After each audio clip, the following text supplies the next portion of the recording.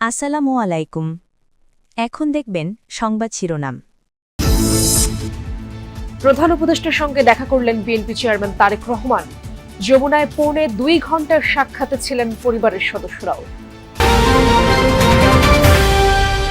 253 আসনের মধ্যে জামায়াত 179টি, এনসিপি 30 ও এলডিপিকে দেয়া হয়েছে 7টি। কাল আলাদা ব্রিফ করবেন চরমোনাই পীর। টি-20 ভেন্যু স্থানান্তর নিয়ে কথা বলতে শিগগিরই ঢাকায় আসছে আইসিসির প্রতিনিধি দল। এখনো অনড় অবস্থানে কোয়াব। বিপিএল ম্যাচ না হওয়ায় দর্শকদের জুলাই যোদ্ধাদের দায় মুক্তি ও সুরক্ষা আইনের অধ্যাদেশ অনুমোদন। ব্যক্তি স্বার্থে হত্যাকাণ্ড হলে অভিযোগ করা যাবে মানবাধিকার কমিশনের। এতক্ষণ দেখছিলেন সংবাদ শিরোনাম, এখন দেখবেন বিস্তারিত। অন্তর্বর্তী সরকারের প্রধান উপদেষ্টা ডক্টর মোহাম্মদ ইউনূসের সাথে সাক্ষাৎ করেছেন বিএনপি চেয়ারম্যান তারেক রহমান। এ সময় তারেক রহমানের সাথে ছিলেন স্ত্রী জোবায়দা রহমান ও মেয়ে জাইমা রহমান। সন্ধ্যা 7:30টায় সপরিবারে প্রধান উপদেষ্টার বাসভবন যমুনায় প্রবেশ করেন তারেক রহমান। সেখানে প্রায় 2.25 ঘন্টা অবস্থান করেন তিনি। প্রধান উপদেষ্টার প্রেস উইং থেকে জানানো হয়েছে, তারেক রহমানের পরিবারের সাথে প্রধান উপদেষ্টা ও তার মেয়ে দিনা ইউনূস 1 ঘন্টারও বেশি সময় অতিবাহিত করেন। এ সময় দুই পরিবারের সদস্যরা একে অন্যের সাথে কুশলাদি বিনিময় করেন। সাক্ষাৎ শেষে 9:15টায় যমুনা থেকে বের হয়ে গুলশানের বাসভবনে যান তারেক রহমান। দেশে ফেরার পর প্রধান উপদেষ্টার সাথে এটি প্রথম পারিবারিক আনুষ্ঠানিক সাক্ষাৎ। এর আগে গত বছরের 13 জুন প্রধান উপদেষ্টার যুক্তরাজ্য সফরে প্রথমবার দুজনের একান্ত বৈঠক হয়। তখন বিএনপির ভারপ্রাপ্ত চেয়ারম্যান ছিলেন তারেক রহমান। 17 বছর পর গত 25শে ডিসেম্বর দেশে ফেরেন তারেক রহমান। সে সময় ঢাকার শাহজালাল আন্তর্জাতিক বিমানবন্দরে বসেই ডক্টর মোহাম্মদ ইউনূসের সঙ্গে মুঠোফোনে কথা বলেন তিনি। তাছাড়া বেগম খালেদা জিয়ার জানাজায় সংক্ষিপ্ত সময়ের জন্য তাদের দেখা হয়েছিল।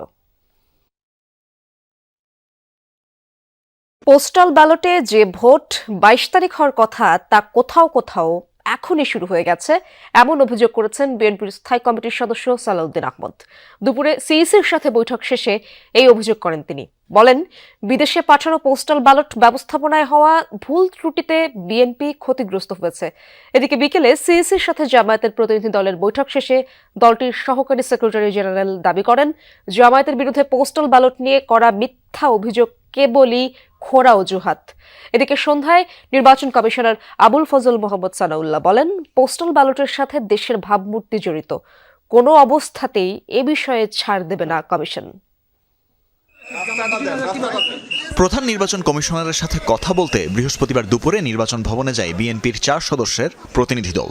সংক্ষিপ্ত বৈঠক শেষে সাংবাদিকদের সাথে কথা বলেন দলের স্থায়ী কমিটির সদস্য সালাউদ্দিন আহমদ। জানান, পোস্টাল ব্যালট নিয়ে বিতর্কে ক্ষতিগ্রস্ত হয়েছে তার দল। একই সাথে দেশের ভেতরের পোস্টাল ব্যালটের জন্য কিছু প্রস্তাবনাও দিয়েছেন তারা।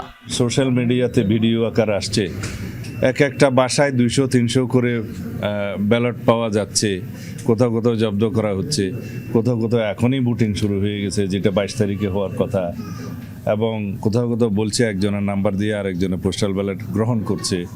এইভাবে অনেক কিছু অনিয়ম হয়েছে। তবে যে ভুলভ্রান্তিটা হচ্ছে, এখানে আমরা ভিক্টিমাইজড, আমরা ক্ষতিগ্রস্ত হচ্ছি, এবং একটি নির্দিষ্ট রাজনৈতিক দলের পক্ষে হয়ে কিছু কিছু এখানে কাজ হয়েছে বলে আমাদের ধারণা, এবং সেটা প্রকাশিত হয়েছে, আসলে ধারণাও নয়। এদিন বিকেলে সিইসির সাথে বৈঠকে বসে বাংলাদেশ জামাতি ইসলামীর 5 সদস্যের একটি প্রতিনিধি দল। বৈঠক শেষে সাংবাদিকদের সাথে কথা বলেন দলের সহকারী সেক্রেটারি জেনারেল হামিদুর রহমান আজাদ। এ সময় পোস্টাল ব্যালট পাঠানোর প্রক্রিয়াকে সঠিক বলে দাবি করেন তিনি। প্রতীক বরাদ্দকে একটি কৌশলগত বিষয় বলেও মন্তব্য করেন তিনি। নির্বাচন কমিশন সেটা কোনো পদ্ধতি অনুসরণ করেন, সেই অনুযায়ী যদি সিরিয়াল উনি করে থাকেন, এখানে তো আপত্তি করার কিছু নাই। আমি বললাম না যে উনি মিথ্যা বলেছেন, এটা সম্পূর্ণ ভুলবশত, এটা সঠিক না। আমরা এ ধরনের কোনো কাজ করি নাই। ঠাকুর ঘরে কেড়ে আমি কলা খাই না। এদিকে ইসিতে আপিল নিষ্পত্তির শুনানির 6ষ্ঠ দিনেও মঞ্জুরের পাল্লাই ছিল ভারী। এদিন পিরোজপুর 1 আসনে বিএনপি প্রার্থী আলমগীর হোসেনের প্রার্থিতা গ্রহণের বিরুদ্ধে আপিল করেন একই আসনে জামাত প্রার্থী মাসুদ সাইদি। তবে আপিল নামঞ্জুর হয়ে বিএনপি প্রার্থীর প্রার্থিতা বহাল থাকে। জনাব আলমগীর হোসেন সাহেব ওই আসনে, পিরোজপুর 1 আসনে বিএনপির বৈধ প্রার্থী। ওনার একটা লোনের কথা বলা হচ্ছে, যে লোনটি ওনার পিতার ছিল, উত্তরাধিকার হিসেবে সেটি এককভাবে ওনার উপর বর্তায়নি। নিজেদের অভ্যন্তরীণ বাটোয়ারার ভিত্তিতে সেই দায়টি কোনোভাবে আলমগীর হোসেনের নাই।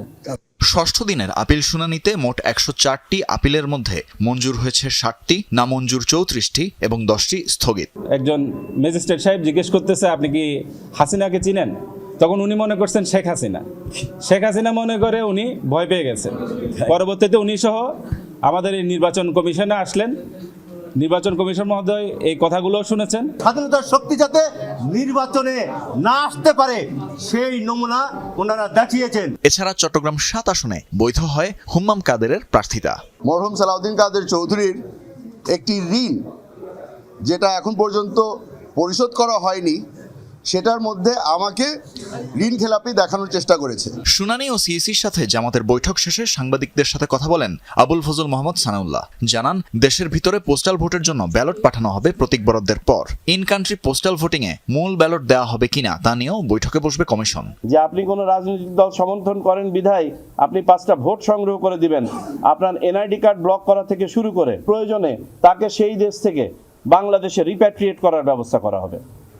পোস্টাল ব্যালট নিয়ে কোনো ধরনের ছাড় কাউকে দেয়া হবে না।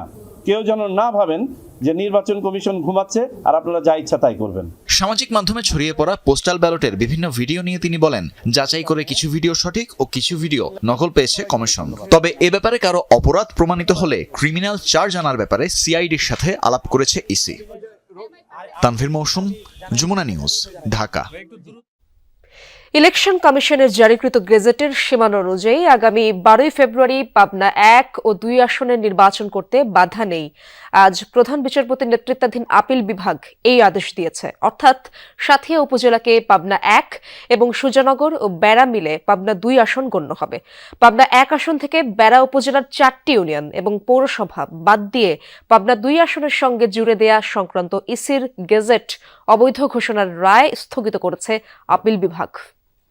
নিয়েছিলাম এবং আপিলের ডিভিশন পরিষ্কার করে তার 2টি নির্দেশনা দিয়েছেন। একটি হলো 68 অর্থাৎ পাবনা 1 জাতীয় সংসদের 69 অর্থাৎ Pabna 2 there election should be held according to the schedule, এবং সেটা কবে 4/9/2025 তারিখে নির্বাচন কমিশন যে গ্যাজেট দিয়েছে সেই গ্যাজেট অনুযায়ী। যদিও আপনাদের বলে রাখি, ইসলামী আন্দোলন বাংলাদেশকে ছাড়াই আসন্ন জাতীয় সংসদ নির্বাচনে 253 আসনে প্রার্থী ঘোষণা করেছে 11 দলীয় নির্বাচনী ঐক্য। রাতে রাজধানীর ডিপ্লোমা ইঞ্জিনিয়ার্স মিলনায়তনে এক সংবাদ সম্মেলনে এই আসন ঘোষণা করেন জামায়াতের নায়েবে আমির সৈয়দ আব্দুল্লাহ মোহাম্মদ তাহের। নির্বাচনী ঐক্যের ঘোষিত আসনগুলোর মধ্যে জামায়াতে ইসলামী 179টি, এনসিপি 30টি, মাওলানা মামুনুল হকের নেতৃত্বাধীন খেলাফত মজলিস 20টি, খেলাফত মজলিস 10টি, এবি পার্টি 3টি, রেজামে ইসলাম